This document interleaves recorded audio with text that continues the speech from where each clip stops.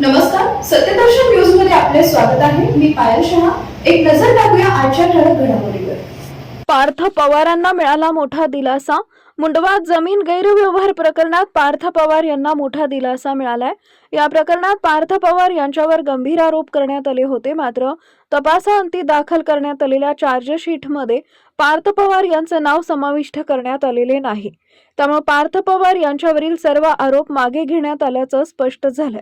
मुंडवा परिसरातील जमीन व्यवहारात अनियमितता आणि गैरव्यवहार झाल्याचे आरोप काही काळांपासून चर्चेत होते.